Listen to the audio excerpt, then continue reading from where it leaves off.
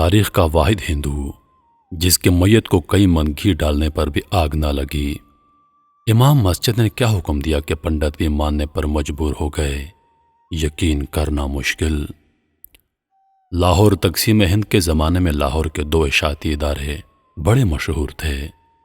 پہلا درسی کتب کا کام کرتا تھا اور اس کے مالک میسر اطہر چند تھے۔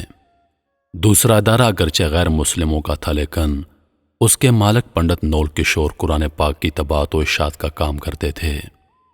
نول کشور نے احترام قرآن پاک کا جو معیار مقرر کیا تھا وہ کسی اور ادارے کو نصیب نہ ہو سکا۔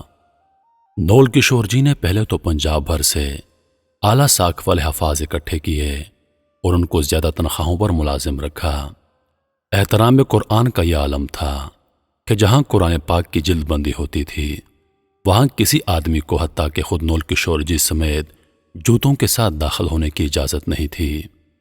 دو ایسے ملازم رکھے گئے تھے جن کا صرف اور صرف ایک ہی کام تھا کہ تمام دن ادارے کے مختلف کمروں کا چکر لگاتے رہتے۔ کہیں کوئی کاغذ کا ایسا ٹکڑا نظر آ جاتا جس پر قرآنی آیات لکھی ہوتی، اس کو انتہائی ادب اور احترام سے اٹھا کر بوریوں میں جمع کرتے، پھر ان بوریوں کو احترام کے ساتھ زمین میں دفن کر دیا جاتا۔ وقت گزرتا رہا اور طباعت و اشاعت کا کام جاری رہا۔ پھر برصغیر کی تقسیم ہوئی، مسلمان ہندو اور سکھ نقل مکانی کرنے لگے۔ نول کشور جی بھی لاہور سے ترک سکونت کر کے نئی دلی انڈیا چلے گئے۔ ان کے ادارے نے دلی میں بھی حسب سابق قرآن پاک کی طباعت و اشاعت کا کام شروع کر دیا۔ یہاں بھی قرآن پاک کے احترام کا وہی عالم تھا۔ ادارہ ترقی کا سفر طے کرنے لگا اور کامیابی کی بلندیوں پر پہنچ گیا۔ نول کشور جی بوڑھے ہو گئے اور اب گھر پر آرام کرنے لگے، جبکہ ان کے بچوں نے ادارے کا انتظام سنبھال لیا اور ادارے کی روایت کے مطابق قرآن حکیم کے ادب و احترام کا سلسلہ اسی طرح قائم رکھا۔ آخرکار نول کشور جی کا انتقال ہو گیا اور وہ خالق حقیقی سے جا ملے۔ ان کی وفات پر ملک کے طول و عرض سے ان کے احباب ان کے ہاں پہنچے۔ ایک بہت بڑی تعداد میں لوگ ان کے کریا کرم میں شریک ہونے کے لیے شمشان گھاٹ پہنچے۔ ہندوؤں کی زبان میں کریا کرم سے مراد کہ ان کی میت کو جلا دیا جاتا ہے۔ ان کی میت کو جلانے کے لیے رکھا گیا۔ میت پر گھی ڈال کر آگ لگائی جانے لگی تو ایک انتہائی حیرت انگیز واقعہ ہوا۔ نول کشور جی کی میت آگ نہیں پکڑ رہی تھی۔ میت پر گھی اور تیل ڈالا گیا، آگ لگانے کی کوشش کی گئی لیکن 1000 بار کوشش کرنے کے باوجود بھی میت پر گھی اور تیل ڈالا گیا، آگ لگانے کی کوشش کی گئی لیکن کوشش ناکام ہو گئی۔ یہ ایک ناممکن اور ناقابل یقین واقعہ تھا۔ پہلے کبھی ایسا نہیں ہوا تھا۔ لمحوں بھر میں خبر پورے شہر میں پھیل گئی کہ نول کشور جی کے میت کو آگ نہیں لگ رہی۔ مخلوق خدا یہ منظر دیکھنے کے لیے شمشان گھاٹ کی طرف امنڈ پڑی۔ لوگ اپنی آنکھوں سے دیکھ رہے تھے اور حیران و پریشان تھے۔ یہ خبر جب جامع مسجد دلی کے امام بخاری تک پہنچی تو وہ بھی شمشان گھاٹ پہنچے۔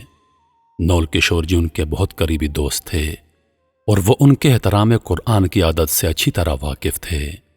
امام صاحب نے پنڈت جی کو مخاطب کرتے ہوئے کہا، آپ سب کی میت جلانے کی کوشش کبھی کامیاب نہیں ہو سکے گی۔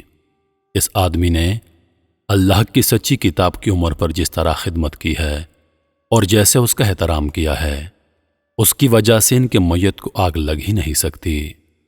چاہے آپ پورے ہندوستان کا تیل ان کی میت پر ڈال دیں، اس لیے بہتر ہے کہ ان کو عزت اور احترام کے ساتھ دفنا دیا جائے۔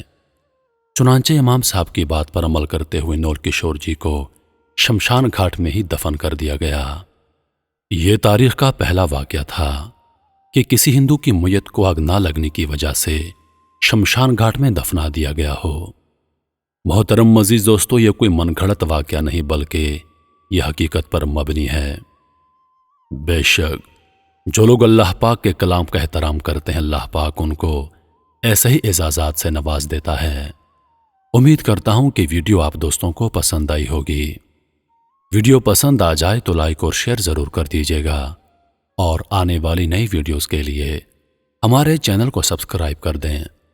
اور ساتھ میں موجود گھنٹی کے بٹن کو ضرور دبا دیں تاکہ ہماری ہر نئی آنے والی ویڈیو سب سے پہلے آپ تک پہنچے۔ مجھے دیجیے اجازت۔ سانسوں نے وفا کی تو اگلی بار ایک اور ویڈیو لے کر آپ کی خدمت میں حاضر ہوں گا۔ تب تک کے لیے خدا حافظ۔ اللہ پاک آپ سب کا حافظ و نگہبان۔ ہنستے رہیے اور ہمیشہ مسکراتے رہیے۔